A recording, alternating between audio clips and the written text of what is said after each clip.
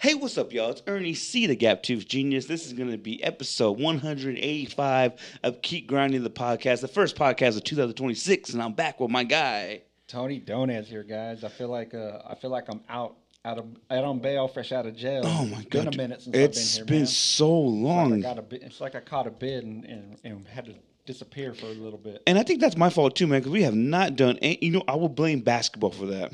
Nah, well, I was thinking about it on the way here because I know it's been a while, and I was like, but that's part of the grind. Is Yes. like the plate gets full, man, and sometimes you got to clear it before you can do this. I don't want 100%. to say this is the auxiliary stuff, but this is the fun stuff. No, this is the non-work. This is the no stress life that we have. The part of it, because everything Yeah, else kind of stressful. always, At least from always. my No, perspective. yeah. Um, It's been crazy, man. Make sure you follow the podcast. Keep Grinding Podcast. 184 with my guy Jesse. I'm glad everybody tuned in for that. Yes, sir. This is going to be the first What's in the Deck of 2026. My guy Donez. And I think we would be remiss if we didn't talk about our 2026 New Year's resolutions. Do you have one, sir? Man. So I don't really do like full on like resolutions, because I'm as I've gotten older, I'm like, why am I waiting till New Year's to start doing good shit? Like Mm-hmm. started right off the bat, but I always have like goals of things I just want to kind of, you know, I got a little business venture thing I'm trying to get going, so working on that. I think I told you yesterday, dude. I just want to focus a little less on negativity. We see a lot of it because we deal with kids of certain ages, and we deal with lots of different personalities between the adults and stuff, and it can get a little easy to fall into the negative shit. So I'm Definitely. trying to step back on that and just continue with being healthier, all that fun stuff. You? My resolution is going to be to keep everything we're doing as a priority. Yeah. From the Yeah. merch to the DJing to the podcast to the EC3 shots. I really want to keep everything, and I want to run a little more. I guess my official New Year's resolution is to run with the BC girls when they have turnovers and when they have missed layups. I'm going to run with Okay. them every time y'all miss. I'm going to be, or you throw a pass, I'm going to be in there with them. I did it the other day, and I'm still hurting, bro. My tendon is like, what the fuck are you doing? If you do turnovers and layups, man, you kind of foothill. You'll be skinny in about 4 days. Oh my god! And then coach, Just shout out to messing with your Coach girls. Grant. Coach Grant said, "Yo, we love Coach Ernie, but if he beats you, these don't count." I'm like, man. I don't have pressure. Damn. So I'm pushing him, man. That's It's funny. But make sure y'all follow Keep Grinding Podcast. We're out here doing. I think 2026 is gonna be our best year yet. Yeah. I guess as 2025, I can reflect. I always say the last year was the best year of my life, but damn, I got married. Got a cool little coaching gig. Got another cool coaching gig. Doing stuff for these kids, banners, photo shoots, to give back and to be a leader, you Yeah, must serve, and it's so much fun, bro. And everybody booking the DJ services. I hope, from what I've heard, they're happy with it. And I just want to keep grinding everything. I want to keep everything the same, but just try to get better. I guess, like you said too, every 10 years we change. Yeah. I'm actually 35 in about 28 Damn, days. man. 35 D. What the hell's Damn. going on? What were you, 8 when I met you? Yeah, 9, 10, yeah, Nine? bro. No, 100% 9, 10, Damn. bro.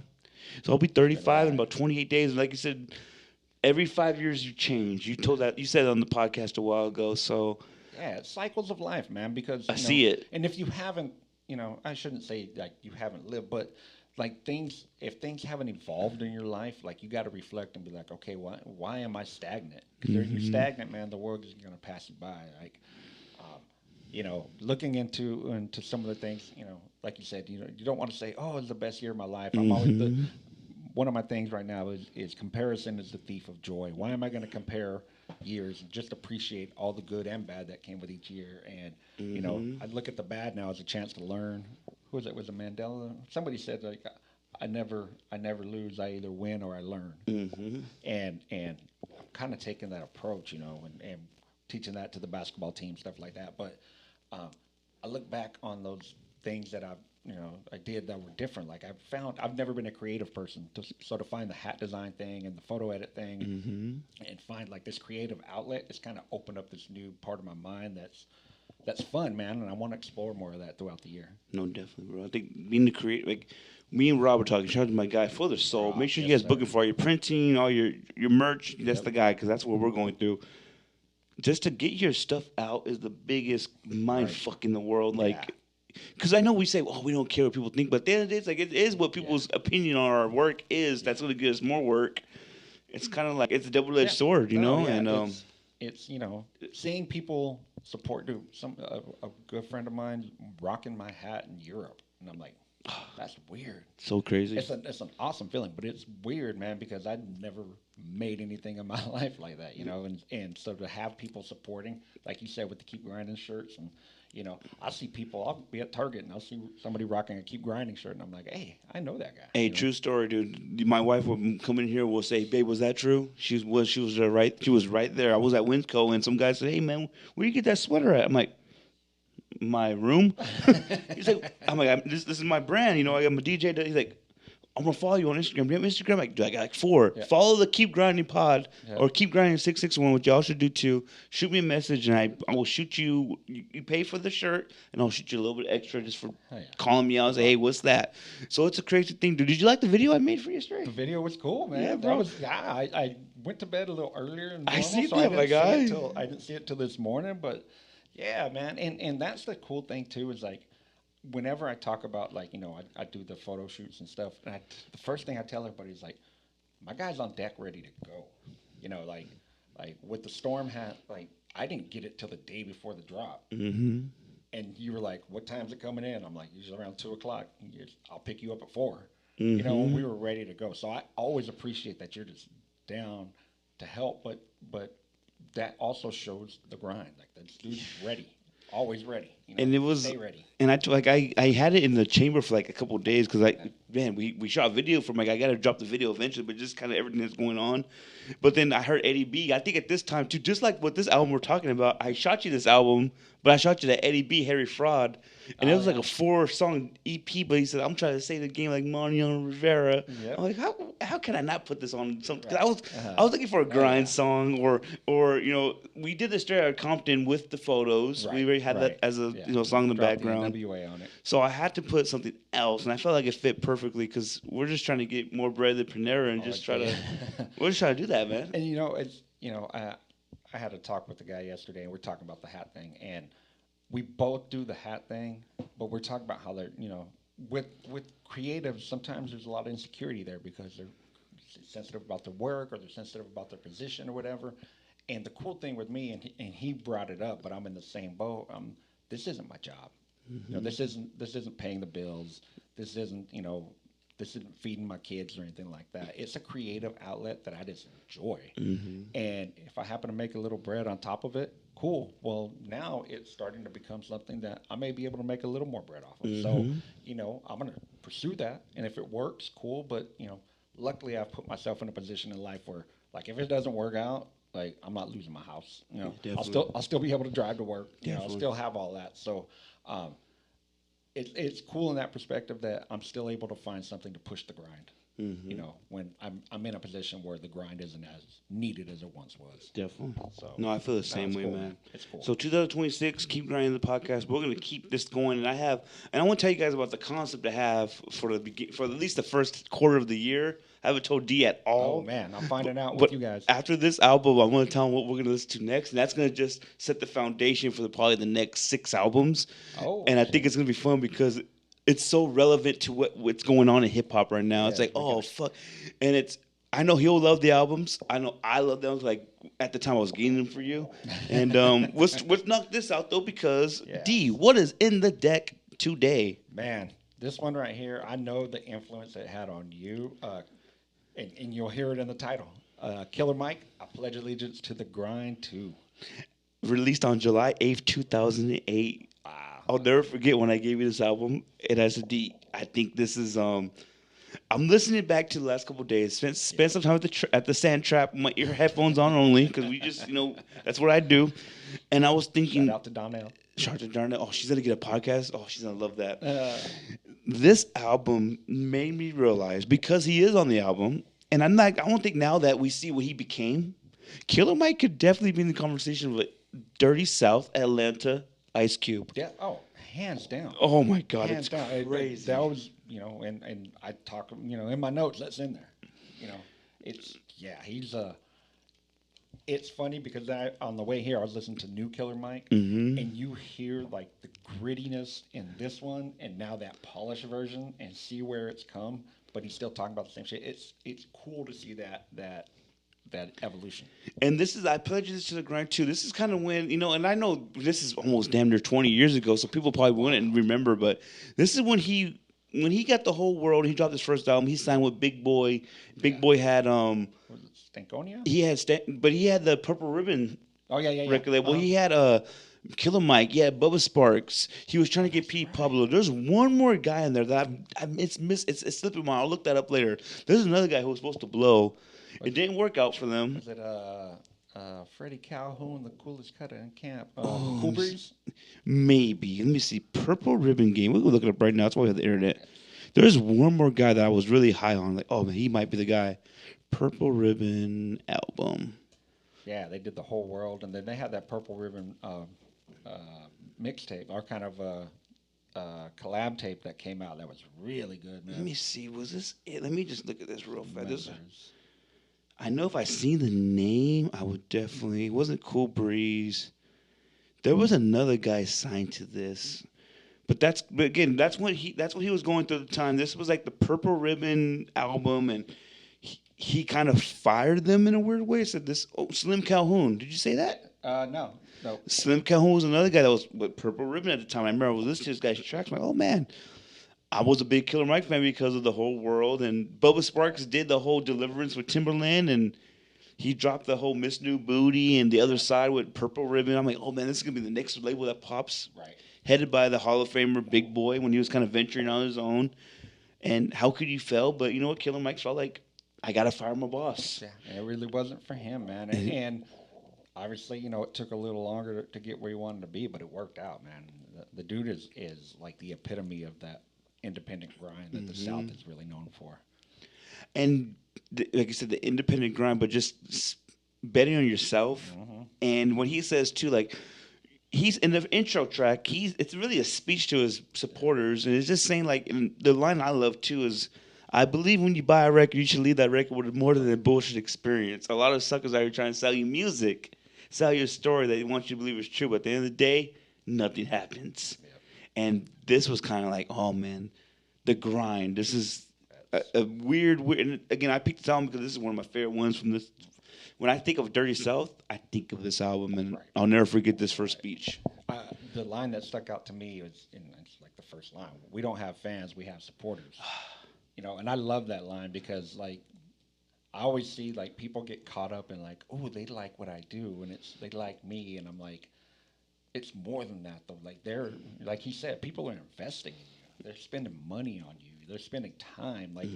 Like people are we don't have fans of this podcast. Like people are supporting us by giving us their time. Like that's important, man. Like, and we want to give something of value to that. So I love that, man. Like we don't have fans, we have supporters. And it's crazy. This is before social media became social media. Now that we're in the position we in, everybody's really just a person. Yep. No one's really more. I had this conversation with this guy yesterday. He could have 100,000 followers, but he's still a man at the end of the day. Yep. Just like me and you. If we support him, we support. We're not fans. Yep. It's not like we don't have that. To me, I don't have the aura of Prince or Michael. Those people have fans. Right. And Right, Killer yeah. Mike really was like, yo, you guys, I'm not here without you guys. I can make the move I want to make because I know that you guys will support the move. And let me show you what I do with 10 G's.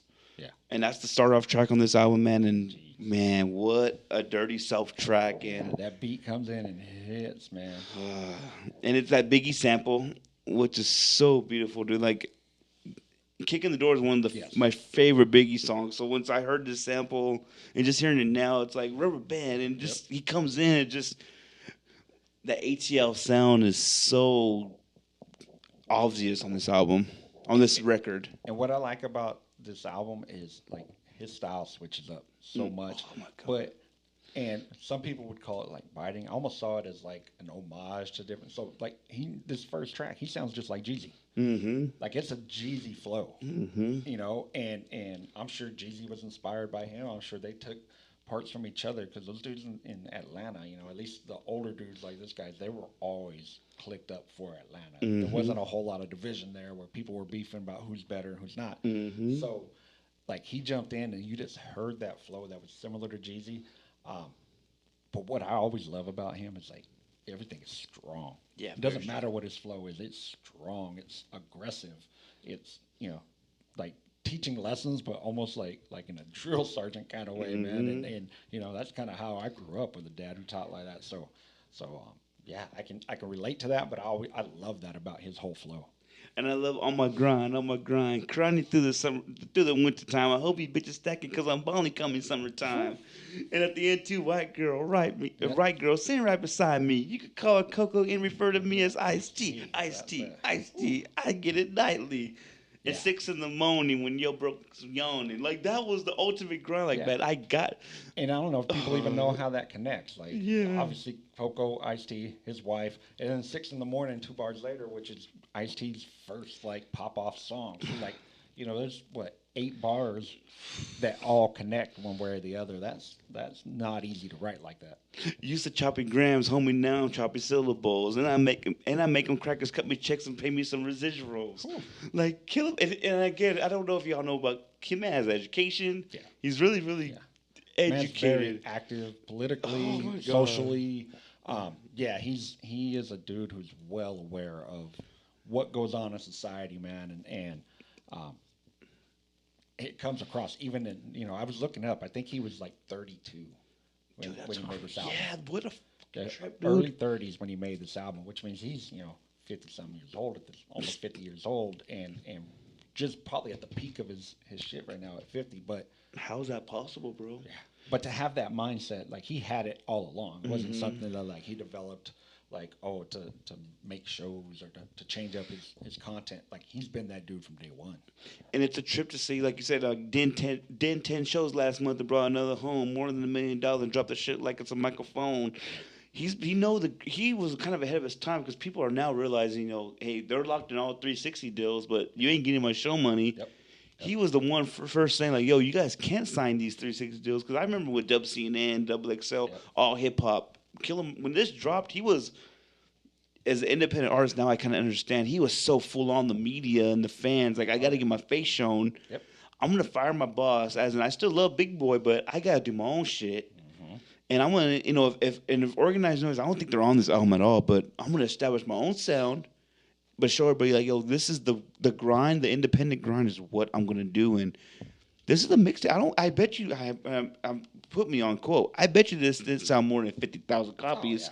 I wouldn't know, but yeah, it's not like it wasn't in the front racks at Best Buy. No, 1,000%. This is okay. This is July 8th, 2008, and this doesn't even have. Like, usually, this doesn't even have a charting. Yeah. Like this wasn't. This is just an underground thing. Like this is really underground, in Like my opinion. I'm sure we didn't buy this. I'm sure we downloaded it. It was definitely available for download. This is the straight mixtape. Yeah. Next song we have "Can You Hear Me." Let me see here. Let me go back into this. This was a It's because mom made me. That was kind of like this harmony, Yeah. dirty south stuff, which I love too. But It had for those older guys, hmm the '80s sample, which for nostalgia purposes always gets me. I know it can be a little cheesy, almost gimmicky, but I know that. Can you hear me? Hear me running? I think is, but I can hear the song, and so I know the sample. So right away that catches my attention, and then again, a whole different flow. This time it's that sped up, rapid fire. hmm Not quite Bone Thugs, but it's a more rapid da da da da da da da. hmm And it's immediately two different styles on two different songs, showing his versatility. And I felt like Killer Mike really showed that, and this is, I think, really obvious throughout the whole album. He's so hungry. And it's like, how do you maintain that hunger from 2008 to 2025 when he's winning his first Grammy and he's showing up on these primetime shows and doing performances that are, they're critical acclaimed right now. Like he did on Jimmy Fallon when he's doing the Mama song. Yes. My mama gone, Yes. my grandmama gone. He starts crying like. Yes. Some of these people have never heard of Killer Mike. Even with LP, we've been like, oh man, running the jewels. Yeah. This is the first time listening to Killer Mike in 2024. But my dude, 2028, he was talking about how he wanted to build his company, how he wanted to, you see it too, like, never made it to the TOP, made it to the bottom of the ADV, ran into the cars with a parking full of D, begging them junkies to buy a dope from me. Like, dude, this is the wordplay he has is not the most intricate New York style, hippity hoppity, No, but no, he's telling you what he's been through, and it's true to it's true to that South Sound. That South mm-hmm, Sound has always been, the look at Scarface. You look at mm-hmm, even early UGK. A-Ball and MJG. They all were saying shit, but they had their own style and flow. It wasn't like KRS. mm-hmm. It wasn't like Nas. It wasn't like this very smooth, polished, storytelling. The South is gritty, and they maintain that whole personality through that. And I think, dude, and I know, and if you heard this a little bit louder, you see how raw the recording Oh was. yeah, This guy was really pushing something oh like yeah. he was just trying to get it Yeah, you'd out. hear microphone pops and stuff in it. It was, but I think that makes it even better. I think that kind of adds to the whole aura of the grind. Like the grind is recording shit in your closet. So hungry right here, bro. This is like, and trying, with the broke bitch in a box caprice, trying to live good off a quarter key. Shit ain't talking about me. That's all I'll be. I'm what a Atlantean Georgian be. And this guy is, dude. If you again, he's kind of. I won't say it's like Get Rich or Die Trying, but this album to me was like, That I is a good never, comparison, though. I I never, like that I comparison. never heard of him. Again, this is. I'm 17 years old. Killer Mike's always been the guy like, Yeah, but then when you're a Biggie fan, you heard this guy sampling, and then you hear this whole album. It's like, dude, this guy's so raw. It's yeah, like I can envision him being at Atlanta doing this shit, and man, he's firing Big Boy. He's gonna go on his own. Like, yeah. it's such a raw thing, dude. Been ballsy from the beginning, man. Like he's been willing to take a chance, and that's kind of what, like you said, what helps you keep that hunger. Like Mm-hmm. he changes the goalpost, man. Like in this album, the hunger was making it, Mm-hmm. getting to this level that you want to be. Now his hunger is like educating, enlightening. Showing people how to succeed on their own. Showing people that they don't need these big institutions to be successful. Mm-hmm. But it's all grown from that initial grind. And the next song, man, I remember. I'll never forget when I heard this because we on the side of town that we love to say where we're from. Right. Right. Saying And that I'm you're not from the east side. I think I've been adopted by by the the east east side, side. saying that you're from here. You Right. ain't never come here. But goddamn, there must be two sides. My guy Shorty Low, fresh off his Shorty Low. There was a run. Lappy Taffy, Yep. fresh off They Know. They know. This is Like, kind of to me. What the fuck, Shorty Low doing this? Is this gonna be like a pop song? right. Hell no. Well, the beat was a little poppy. It was like that 2000 style electro beat that I'm not really into, but the content, man, it's like that traditional hood hip hop topic of calling out fake hood dudes. Oh, It's everybody's got one of these. You know what I mean? Like all the hood cats got one of these. and killing Mike. Too many homies around here lying, claiming my city ain't from mine. A-Town been so raw, so real, so raw. My bloodline is down by law. My pedigree is zone 3, zone 1, so full. In other words, fuck boy, I ain't no hoe. No. I'm like, oh my god, dude, it's like he's really representing. He's like, no, you ain't out here, and just the wordplay, and just again the delivery. Yeah.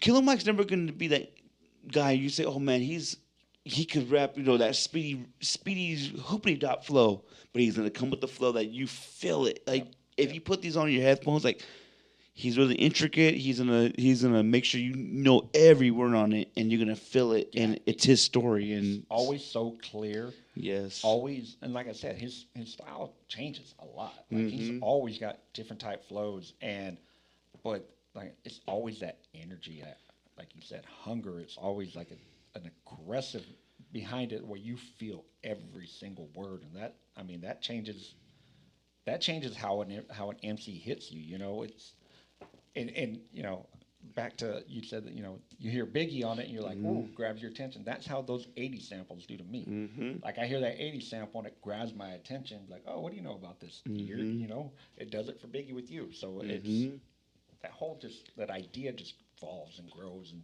gets passed on to the next generation, which I like. and I feel like this is such a song that could still that you could still listen to now, and just saying like West Side OG, that be me, Martin Luther King on my ID, Shorty Low and TIP, both know me from the goddamn streets. Yeah. And now ask your favorite rapper about me, now ask your favorite D boy about me.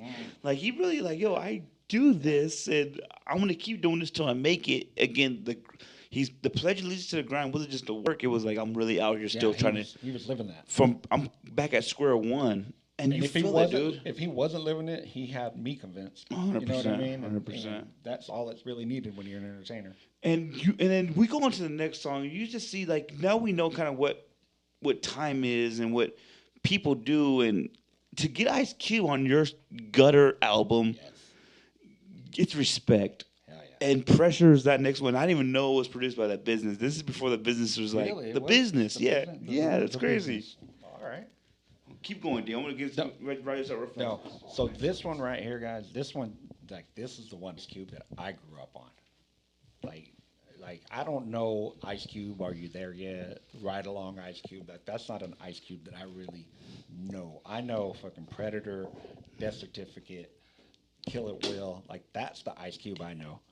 And like you hear that Ice Cube and you hear that influence that he has on Killer Mike and them two together in this, man, it you know, Ice Cube was he wasn't writing comedies. Ice Cube was like the dude that was like he was controversial. He was, you know, his ideas and his opinions and you know the way he pushed back on societal norms and stuff. Like Ice Cube was that dude, and it's funny that people only know him as Craig now. 'Cause Yeah, that's not right. what I that's not what I know of Ice Cube. And just to hear, you know, Malcolm X in the beginning of this song, and that's when I think the comparisons. I'm sure they still make them now, but that's what I was like, damn, and I was well aware of back in the day. I know when we talked about hyping people up too much, and I always thought Mike going above myself, saying, "Oh, Kill Mike could be the Ice Cube of the South," but when you Not hear an what exaggeration at all. I don't think it is. When Malcolm X is speaking, like he's saying, like, "Yo, where are you from? Like, you're not really what these people give you. You were somebody before your family line started officially." And then Killer Mike just goes in, bro, and it's really a political song, man. Liberation costs more than a damn dollar. It costs more than what Christ gave, what King gave, X gave. $1 billion don't make you an ex-slave. Like if you have all the money in the world, you still have your past. Your money doesn't erase the past. That's kind of what I got from it. And it doesn't always change the way people look at you. You know, you can still be, you know, if I'm an asshole and I make $1 million tomorrow, people are still going to think I'm an asshole. You know what I mean? Or if they think I'm an asshole, I may be a nice guy. It doesn't, you know, it doesn't change perception. In fact, sometimes money makes that perception worse because now there could be some jealousy involved. So, but I've always this is the hip hop I grew up on, just bucking the system, challenging the norms, calling out the oppressors, calling out society that's not treating people right, you know, and that's what, you know, that's what NWA did. You know, that was their shit. That's what KRS was doing before that. Even, you know, we talk about Rakim and you know, and his flows and everything, but if you go deep into his catalog, there's records of him challenging the system and wondering why, you know, things aren't, there's no equity, and that forged who I am in this hip hop game. Dude. That's why I lean towards Brother Ali. That's why I listen to a Killer Mike or a Mortal Technique and those dudes that I listen to, because it's, you know, I don't have to agree with everything they're saying, but I do agree with challenging shit. You know? Sometimes too much for other people's taste. 100%. No.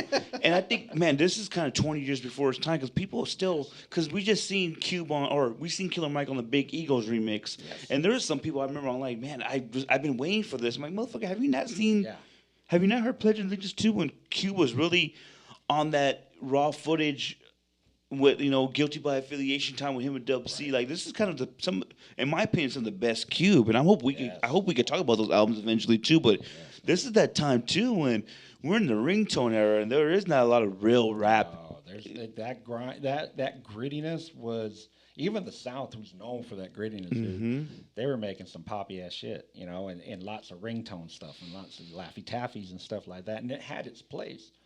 But it became such a big money maker, man, that some of the real MCs were kind of lost in that grind, man. And Killer Mike kicked in the fucking door and said, you know what, we're back. Next song we have Big Money, Big Cars with Chameleon and Messy Marv. And Messy Marv from the Bay, man. And I love the regional impact that he had. This included everybody. If you really were from the South or you really about the underground hip hop and you really want to talk about some real shit, you're on this album. But to be honest, I just never cared for this album. This song. I mean, it's cool. It's your classic down south flossing record. You know, my cars, I make big money, I drive big cars, you know, Willie, whatever. shout out to Willie D. Though. Willie I D. always Yep. loved that was, and believe it, this is like a year or two after the foundation dropped. So I'm like, Yeah, okay, man. shout out to the Ghetto Boys. And Messy Marv, dude, is a Bay Area like legend OG man. He's been doing it since probably late '80s, early '90s, just underground repping the Bay. But I was thinking about it. Chameleonaire is known for riding dirty, and that song he blew up. He was all over MTV, and a lot of people only know him from that song. This dude was a Texas OG underground dude. Him and Paul Wall were making mixtapes together for 10 years before anybody outside of Texas knew their name, man. And they were grinders that fit, and it's cool that he has him on there. And I think this is probably shortly before. No, this is way after Riding Dirty. Yeah, no, Way after Riding Dirty. But it kind of put that focus back on this dude knows how to grind. and this is kind of like what Camino was like. I'm gonna get your shine on his first debut album. Like he was on top of this. The South was actually in a good place at this time too. Like, and we see the resurgence now. We see the Mike. We see damn, who the hell is the guy that? Oh, LaRussell. He's having all these guys from the South. He has Paul Wall in there. He has Richie Rich. He has Mike Jones. I love it. And it's like, no, this is kind of we got to live through this, man. This is why it's one of my favorite albums because we got to live through a period where this was setting the foundation for the next 10 years. But it was never my favorite song. I will admit that 100%. It's and with a mixtape you get some filler. 100%. You get some filler, man. And the same thing only one. And the next song, man, was one of those I remember. I know I told you like, yo, this God in the Building song is, it makes me still to this day like, damn, I'm so glad I lived through this. And Right. it's hot like hell in the South. I feel like we in the devil mouth in the South. So white boys trip because we iced out. Cool as a cucumber hopping out. A 73 Impala with the blains blown out. Like, let the robbers follow. Swear to God, fuck, and get your blains. Like, that's, again, another flow. Yeah, different But flow. everything is stacking. This is the ultimate stack where this is it. To me, if I had to pick a song to listen to Kill Mike, it's this one. And what I love about the show is we have different opinions. Mm-hmm. And so like it's a good song. Don't get me wrong, but my exact good, not great.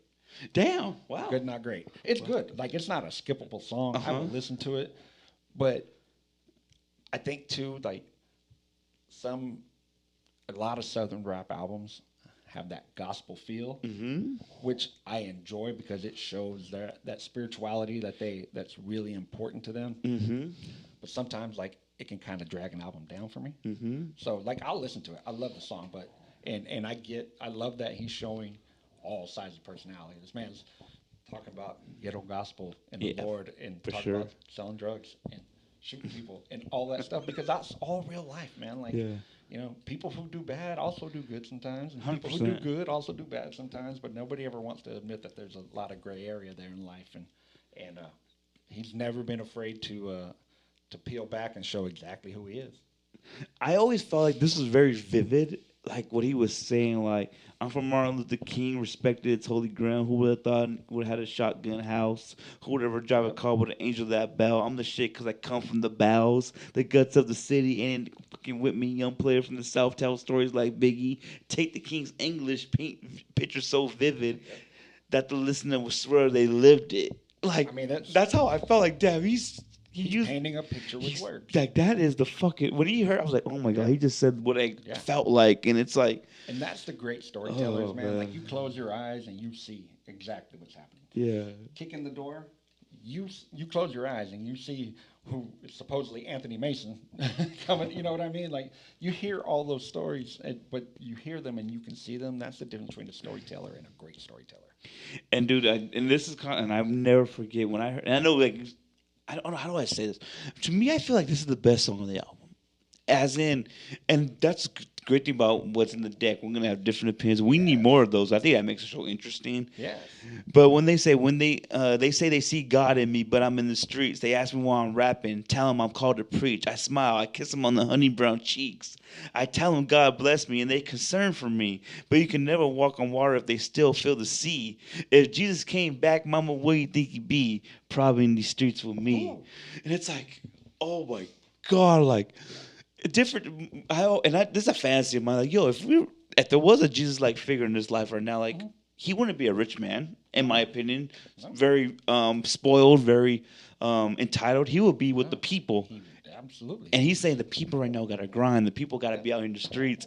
And Jesus is going to walk these streets with me because he's for the people. And I represent the people. And that was such a, I'll never forget. When I was really young when I kind of thought And that. it's cool to make that connection. That's so crazy, that's bro. what makes music beautiful, man. Yeah, You yeah. heard it and you interpreted it like a way that meant a lot to you. Mm-hmm. Like that's beautiful about music, man. And it's just so crazy. That's kind of what I got from it at the time. It's a Yep. 17-year-old kid, but I would just, and I think again, it's so we're not doing it justice because we're not listening to it Yeah. live, but we're not listening to it in 2008 when people weren't going out on their own. You had to have a major deal to make it. There wasn't any. I'm gonna do an independent grind and succeed. And look what happened 20 years later. Man gets a Grammy, and now he's world renowned as a top 10, 15 MC alive right now. And we talk about it all the time. We're also not listening to it as the same people. Mm-hmm. Now, when you listen, what were you, 17, you said, Mhm. 2008? For sure. Like you were starting to figure out what's my grind going to be. Mm-hmm. Now you listen to it and it's like, I remember that grind. Mm-hmm. Not that you're not still on it, but that startup of the grind, like, you know, it's not something like you decide tomorrow I'm going to be a DJ. Tomorrow I'm going to, sell T-shirts. It's like there's a build up to it. So now you're looking at it as like, man, I remember those days. Sometimes you miss being that hungry. 100%. I do. There's times where I'm like, damn, I don't have that same motivation, but when it kicks in, fuck, it's good. And I felt like what I remember, and like, I have to remember too. And and we remember this too when Scarface was dropping his album. How you say Emeritus? Emeritus. Emeritus. This is when that dropped. The foundation dropped. And I remember that the way he's talking, the way he's Emeritus. Emeritus. Yes. I knew I had So it when in there. Emeritus dropped, which I'm sure we have to talk about one day, that aggressive style reminded me of this song. And it's like Killer Mike was definitely influenced by that rapid fire. And that rapid fire people as in it's I'm saying everything I'm saying has a purpose to it. Yeah. And the purpose of Killer Mike was so crazy. And I No fucking wasted love words, that. man. Yeah, man. No I wasted fucking love that influence that Scarface had on it. Next song we have Super Clean, Super Hard with 8 Ball and MJG. To me, the most underrated Southern duo 100%. maybe ever, man. I 100%. love 8 Ball and MJG. Like probably way, I probably listened to way more 8 Ball and MJG than anybody on the West Coast ever has, man. It's just their solo albums. I got all their solo albums. Got all, and this is when I was buying stuff, so I spent money on these dudes. Love it. Coming out hard. Fucking all of them, dude. All the bootleg underground shit when they were going through the record label drama. I got it all. This is one of those songs I remember saying, like, man, these motherfuckers love their cars. Oh yeah. Because this is kind of a car anthem, bro, and it's such a different tone than the last 4 or 5 songs. Right. They're having fun and they're pimps. Yeah.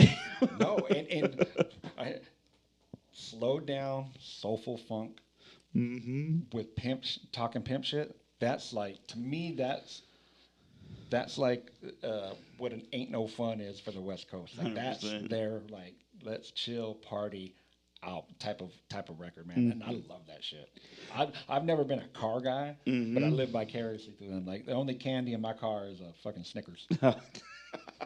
But Who do you prefer more, 8 Ball or MJG? I'm an 8 Ball fan. Okay. I've always been an 8 Ball fan. Maybe it's just those big dudes sticking together. Yeah, for sure. But I think MJG is very similar to Killer Mike in that aggressive, every word counts. I think he's very underrated. There's always one dude in the group that kind of gets overlooked, and MJG should not get overlooked. 100%.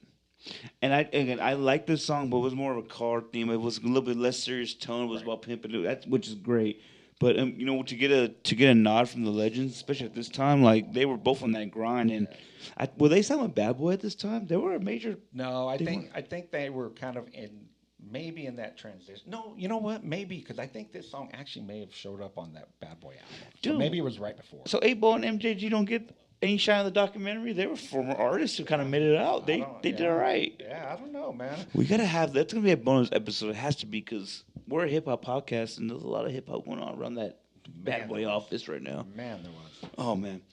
Next song, one of my favorites. Now that I listen to it as a grown man, it's like I don't smoke bud, so maybe I can't relate to it. Woke up in the morning. Man, This is one of those songs. everybody can relate to waking up and trying to get going on the day though, man. Hmm. And it's I love the tone. I always love melody choruses. So he's like, I Hmm. woke up this morning, we smoked and we got high as a motherfucker. Hey baby, let me. And he's talking to his old lady, Yeah. and I like the harmony of this. I love it's not so serious. It's a dial back tone. It's the laid back track of the album, and I've always loved it. And but listen to it now, it's like okay, that's cool. And you know what's cool too is that that kind of it establishes who he is as a person. Like the dude is all about educating and all about pushing, what he feels is right. But he also fucking loves a good car, a strip club, and his old lady. So 100%. like I can incorporate all of that into one album. Like it encapsulates who he is as a person all in one album. And this was kind of like that, and I feel like that's kind of like the Dude influence. Hmm. They're very graphic on what they want to do with their ladies, and that's Very. if you look at this third verse, I'm not gonna say it, but that just kind of Yes. this is just an ode to his old lady, and that's cool with me. Wake up in the morning smoking blunt. You want to do what you do with your lady? Cool. No, there are definitely some rappers out there that are very detailed in the Yes. songs about Yes. what they enjoy from their partners. Yeah, And 100%. some of it is, as I get older, I'm like, man, I don't need to hear all that. Hmm. Like, I got my own thing going on. I don't need to hear about yours. But to each their Hmm. own. And the next song I felt like, which is Bank, I felt like this was a hip hop song. As in, I'm gonna spit for two verses, and I'm out. Yep. It's very fast song, maybe a filler, but I liked it. Heartbeat. It gave me like an '80s Run DMC feel. Hmm. Like the style, the beat, the way it hit. Like I just thought of like a quick Run DMC song. So I we don't have the rap same vibe. ringtones. I flow classics. I am dirty South hip hop. What's happening? True shit talking. You ain't battling. You know I let the go like a Gatlin. Like your favorite fucking rappers. I'm embarrassing. Like he Yeah, just really it's saying like, just yo, I do this, but it's like LL's I'm bad. It's just I'm gonna tell you why I'm yes, better than you. yes, And 100%. that's a like a real foundation of hip hop, dude. That's what it was. I was two people battling. I'm better than you. Let's see who's better. Hmm. Let's prove it. So when rappers throw those songs on there, sometimes people are like, oh, it's just filler. It's just bragging, whatever. But that is hip hop, man. Oh, definitely, bro. Um, I'm not gonna say it's my favorite track on there, but it was definitely needed. Another song I really, really loved at the time when it dropped was "Grandma's House," Yes, and me too. XP dropped this, and this is a story about a boy became a man who endured a struggle, and I always remember that shit. And it's like, the hook was cool, and he just really talks about being a little boy at his grandma's house, and that's crazy. Like he was talking about how I'm selling what I'm selling to get some Jordans. I'm Right. over here, and my only comfort is my grandma's house, and it's crazy. As I was listening, I kept putting in like, oh, this is the blank blank blank song. Hmm. This is the I'm better than you song that I'm gonna brag on myself. This is the song for my old lady. This is the song, and this is like the I started from here and now I'm here song that Hmm. everybody. I mean, fucking Drake made it a term that people just use. Started from the bottom, now I'm here. Hmm. Everybody, I shouldn't say everybody, but most rappers have a song like that, especially the ones who have blown up. Jay Z's got them, Nas got them, all the big ones. Eminem's probably got like 2 records full of them. Um, but it's almost like an ode to like, all right, these are all the things in hip hop that I've always listened to, and I'm gonna throw them all on my album. I'm gonna get a complete hip hop album. He wants this team to be in. We all want. He's talking about got a couple cars at grandma's house. Everything I wear is tailor made or Ralph. Every woman on my team is stout. Everything on my team is about getting to the money, getting to the paper. Come out the west side into the cater. Again, this is an ode to. This whole album is an ode to Atlanta, and Yeah. it's this dream. I loved it when it dropped. Now listen to it as a 35-year-old man. Another filler, but I love the melody. I love the Yeah. story, and um, no, it's a good ode to it on what his dream was. Yeah, and that's people should people always say, oh, well, everybody does that, but they should, man. They should be proud of where they've come from. Hundred If percent. they've made it, to where and making it, is everybody has their own definition of made it. Made it doesn't mean you're rich, doesn't mean you're popular. It could just be I'm alive. I made it. Um, but you should be proud of making it wherever it is. If that was your goal and you hit it, absolutely fucking celebrate it. And the second half of this album, I felt like now that I listen to it again, my first complaint. I hate to be that guy. They're too damn long. Yeah, a long album. If I can't eat right, I love Pill. Love what they got going. I never care for this song either.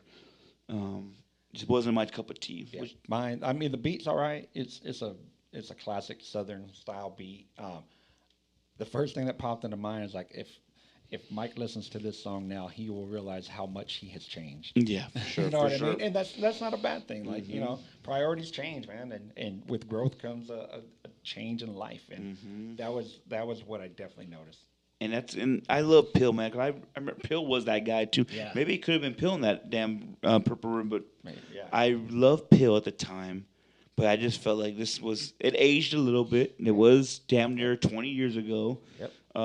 Wasn't my cup of tea. So And if you look at pretty much any rapper who's been in the game 20 years, you see the transition from their first album to the last album. Other than like a Too Short. Too Short has kept his shit the same for good reason. I mean, because it has been his style and he created that. But not too many rappers are like Too Short where they can make an album 30 years ago, the exact same album today, and people are still going to love it. definitely. No, I think if we listen to it, it's like, oh no, I could live without that. Right. The same thing, and then again, it's not being that guy, but I got you. It was never it for me too. This was a very bare beat. Yeah. Didn't really care for it. Felt like it was a filler. Of course, Killer Mike's always gonna come with what he does, and he's really talking about how I'm dope. But he's talking about how he's that guy, and I believe him. But I didn't need that. I didn't need this track for me to believe him. Right. Yeah, it's funny. I swear, like, if I can't eat right was all about get money by any means necessary, and then the very next song was like empowerment by any means necessary, like become something, something of value. So it's like just shows the two sides, and that's a lot of mixtapes because it's a bunch of songs just thrown together, but it's also youth, and it's funny at my age that I can legitimately call 32 young, but for me it is it's a younger, it was a younger me, so. And sadly, I'm the shit, which I love. I have a song on my debut album, which you showed me my mixtape the other day. I found the mixtape. I might be putting that shit on eBay. Good God, dude, it ain't worth nothing for $2. Nope. I'm the shit was another song I felt like it was filler. Didn't really care for it, never cared for it. This is something new as a 34-year-old man going on 35. Never cared for this song. Hate that for him, but it's... My comment is meh. That's literally what I wrote in my notes. Oh, yeah, I see that. Yeah. It was filler. Yeah, 100% filler, man. And here's the thing. None of these songs are bad. None of the filler is bad. Like, none of it's like, oh, man, he should be embarrassed he made that. It's just not, when you have high-quality shit, it's easier to spot the low-quality Yes, stuff. it is. And that's not his fault. It's just what we're used to, especially on this podcast. We discuss nothing but shit we love. Yeah. This is definitely on the bottom pole of it. And just, we don't compare shit to shit. We compare shit to what we like, and this wasn't it at all. Next song, Can You Buy That? Another one I was kind of, okay. I get it, but not my cup of tea at all. So here's something that I have. It's been something I feel, but really realize it as time goes on. A southern staple is like a repetitive. We ain't chorus. scared, ho. Yeah, We and ain't just scared, ho. and I think a lot of that comes from kind of that gospel church. A lot of those hymns are very repetitive. They're very and that's cool. But I'm not a big fan of that. I used to tell you all the time, like if Rick Ross said the same thing 20 times in a hook one more time, I'm gonna lose it. I'm just not a fan of that. And that was this. I mean, I don't know how many times it said that. Exactly why I was like, over damn. and over and over, and it wore on me pretty quick. Next song, You See It, which I like. Yeah. You can see it in my eyes. I remember the melody. Again, You See It said thousands of times of Yes. shit. No. Then that's kind of like, oh God, Mike. You could, if he would have got rid of maybe about 4 or 5 of these tracks, it would have been the perfect Killer Mike album. It was, and You See It though is one of those where you can see, the foundation, the seedling of some of these more spiritual, inspirational tracks that he does now. Mm-hmm. You can see it there. He he talks about wanting to be someone that inspires, and that I'm sure you the same way. As we get older, we relate to, like we were just talking about how like we enjoy giving back to our community, to these kids and whatever, and that's kind of what I got out of that. But it was so repetitive. Yeah, it was bad, bro. You see, and when it's been 3 songs in a row like that, kind of wears on you. And I will say he makes up for it, in my opinion, because he has the outro track. I still listen to the song to this day. So damn good. Man. Goodbye, City of Dope. There's 8 million stories in the City of Dope. I'm going to just tell you about a few I know. And it was so funny listening to this track as a kid. Now listen to it now. We're trying to pretend listen to it the first time. You don't know what he's going to come with. And I'm in the trap house, trapped out. 3 naked bitches bagging up sacks, titties, and ass out. Very New Jack City influence. New Jack City, yeah. Nino Brown. Yeah, for sure. Too much man in the door with the gats out. The fumes got a homie about to pass out. He's telling a story about how he Nino Brown, in my opinion. Oh, and the crazy part is, like, there was no storytelling in this whole album. Yeah. And then he gets to the last track. Oh, my God. And hits, like, some Biggie, Scarface, Blue Riley, like some of the best storytelling you'll hear. Yes. It's crazy. Like, it shows I can do whatever you need me to do. Whatever I want to do on the mic, I can do. And that storytelling, like you said, just paints them pictures and it's vivid and you see it, man. It's like watching a movie. Later around 8, I'm on some devilish shit in room 666 with a devilish bitch. Me and her watching belly and shit while she rubbing my belly and shit, whispering this shit like, man. And I love the whole, how my hair look, Mike? Yes. Oh man, you look good, girl. You look good, girl. Did not know it was from The Wire at the time. Oh my God. My wife, to this day, if we were to watch that episode again, that scene makes her cry, man. Yeah. When he just knows, Mike knows he has to do this, and they both know. And he's how my hair look, man. Oh, so he killed her. Yeah. Okay, I never seen The Wire. I don't know. Oh my God. Yeah, just spoiler alert. I got it. That's 20 years old. Okay, so I don't know when. So mark my words. This is July 4th or January 4th till the 26th. I will watch Sopranos and I will watch The Wire one day. I've never seen those two shows. Both shows that will always be in contention for greatest show ever. Fuck, man. Dude, and I know this is the same thing with Breaking Bad with Platypus, is the new show that Vince Gilligan makes right now on Apple TV. Have you watched Better Call Saul? Yeah, of course. So his wife, what if Saul's wife is Carol? Yeah, I don't know. Whatever. I can see her face. Yeah, whatever wife. I should know this. Whatever Saul's wife's name is, she has her own series with the creator of Breaking Bad, Vince Gilligan. Whole different atmosphere is different. Nice. And it's on Apple TV. You gotta check it out, bro. Yeah, it's definitely a mind fuck. It's crazy. Anyway, this is kind of where I said this is one of my favorite rappers of all time. Yeah. And if there's 2 songs on here, I'm like, I have to talk about this, and it makes such an impact because of the way they're telling the story, the way they're delivering their flows, and it's kind of there's not much to it, bro. This is where it's at, in my opinion. It's as a mixtape goes, for those of us who were part of that mixtape era, you're going to get filler. Mm-hmm. So it's not as much of a knock against like a studio album that's got 3 or 4 songs of filler. Like you just know you're going to get that, because to sell a mixtape they had to sell content. It's like you couldn't sell a mixtape with 10 songs; people were going to buy it. Mm-hmm. They just wanted a bang for their buck. So I don't knock those filler as much in a mixtape.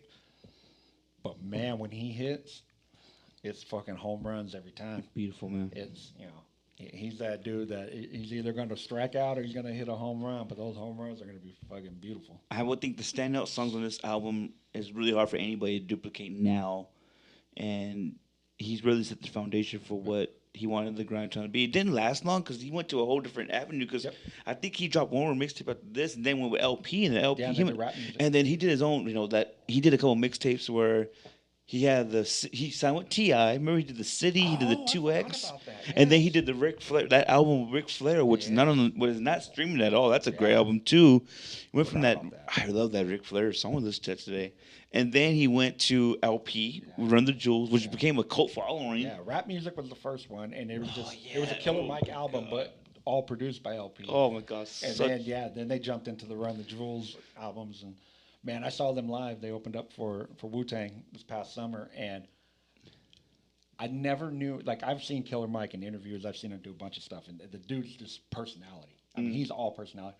But LP is a funny dude, man. Like he was like a comedian up there, and he's dancing, he's telling jokes, and he's like, They were fun, man. They were a fun bunch to watch. And yeah, bro.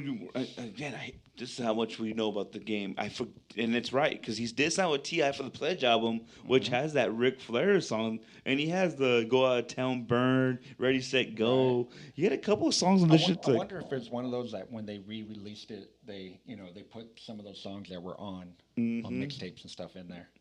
And then, like I said, we have T.I. that Run the Jewels, and he did, man, Michael was, what a fucking album. What an album, bro. I was just listening to Songs for Sinners and Saints on the way over here. Oh, my God. The first 2 tracks off of that, both. Yeah, man, this is such a great artist. And what would be, Andy, let's go into it. So let's do the conclusion here with the questions. It's been a while. Yeah, no. How do we wrap up? Let's see, how do we wrap this up? I got the favorite song? Favorite song, favorite beat. Is that right? Favorite song is Pressure. And it's just because I get that old school Ice Cube that I fell in love with, man, and his style. And it's almost like a passing of the torch. Because, part of Ice Cube, too, when I talk about him now, is that he's a different age, man. He's, you're not as aggressive about the shit at 50 that you are at, 30. And so I can see why he's not always that person that he used to be, but to have it back for a song was dope. And we still get it every once in a while. I would say my favorite song and probably my favorite beat is going to be a tie between God in the Building and Goodbye City of Dope. Those two are still to this day. I get pumped up. I get a little energized. Listen to it. It's like, man, what? And we'll talk about it more in the next couple episodes. How I'm just appreciative I was around as a 13, 14, 15, 17, 18-year-old kid. I'm glad I was around because I understood exactly what was going on. I was in the moment. I enjoyed the moment. And those 2 songs were really like, damn, I'm glad I was there. That's what hip-hop does, man. Like, not just hip-hop. That's what music does, man. Like, it transports you back to when you first heard it. And that's a beautiful thing to me. 100%. So that is the Pledges to the Grind too, man. I'd never heard part 1, and that's my guilt. That's my confession. I never heard part 1. Me either. I didn't need to. Honestly, you know what's funny is that I thought it was just like they just named it that, and I didn't know there was a part 1. You know what I mean? Like I mean, I'm sure it existed somewhere. Just something like I didn't know where to find it. And I don't think, I'm sure we sound a little dated and older because we have we do have some time between us, but I think we'll both agree that this is when magazines were selling the fucking hype. This was all over Double XL. This was all over The Source. If you're a hip hop fan, you had to. I bet you, and I'm not gonna look it up, but I almost certain that this album and Black Milk, Popular Demand, they both dropped it around the same time. And that's when Cuban Link had an album coming out. I can remember this vividly on Double XL. This was very hyped. This is the chance to say, hey, this is what happens when you fight. His big campaign was I fired my boss to be my own man. Yep. And and it worked out for him by the time. Like, man, we got to see what he says. And it wasn't a diss, bro. He didn't diss Big Boy at all. And they're still cool. I think it was just, it was one of the. And if you listen to Killer Mike talk, he's very direct. He's very upfront. He's no bullshit. He probably had that discussion like, hey, man, this isn't working out for me. We're cool. I'm going to go my own way. You go yours. It wasn't any like drama. It's probably just like, this is business and we got to move on. Man, this is real fast. Remember that song Kryptonite? I be on that Kryptonite. That was the time for this, bro. Like all day, all night. Yeah, man. This was the time. Like we thought, oh man, this is gonna be the next one. It just didn't turn out to be that. And I remember Concrete was a song out there. Concrete. Represent like this is. At the time, I see why Big Boy would put everything in Bubba Sparks and Killer Mike. Those two guys from the South, they're coming off these great albums. Monster was Killer Mike's first debut album. Yep. And The Deliverance and Bubba Sparks was the white rapper from the South, like Bubba Sparks, guys, if you don't know who he was, like essentially was supposed to be the Southern Eminem. Mm-hmm. Like he had the acceptance, he had the right look, he had a great flow. He was introduced by Timbaland, and it just didn't, for whatever reason, just didn't pan out. But that's kind of how he was being sold, and it wasn't like being force fed either. It was like people were down with it. And just looking at his album, dude, I remember all these songs at the time. What year was this? 2006. So Was this The goddamn, Charm? damn, the charm, bro. This is when P. Pablo was still kind of with Death Row, and they did all this. We got, North Carolina. yeah, we could go into all that, but dude, yeah, that is. I pledge allegiance to the grind by Killer Mike. Man, and I cannot let us go without saying what episode this was for Keep Grinding the podcast. What's in the deck? This is gonna be episode. Man, we done a lot of podcasts since then. Yeah. Oh my God. It's been that long. Episode 15 is going to be I Pledge Allegiance to the Grind. And I love it, bro. Number 2. We've done 15 of these. That's awesome. So number 16. So this is I'm what my excited vision here, is, ladies and guys. gentlemen. I'm hearing this for the first time, guys. So this is already on the deck. We're going to do 50 Cent, Get Rich or Die Trying. I listened to that like 4 times during the break, too. I So- don't know why it just popped in my head, and I was like, we're banging this out. We're going to listen to that. We're going to talk about it. And then after that, we're going to go down the rabbit hole of G Unit releases. Okay. We're going to go the Young Buck route. We're going to go the Lloyd Banks route. We're going to go the G Unit Beg for Mercy route. And then we'll go to the sophomore. And it might take 2 months. It might take. But I think what I would like is we go Get Rich or Die Trying, Beg for Mercy, Hunger for More, Cashville.